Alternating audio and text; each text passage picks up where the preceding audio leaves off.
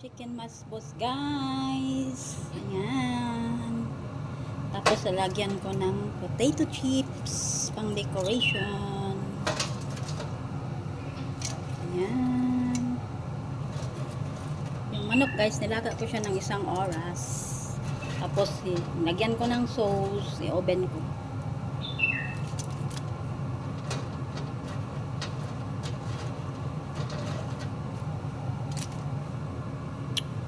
Ayan, luto na siya guys.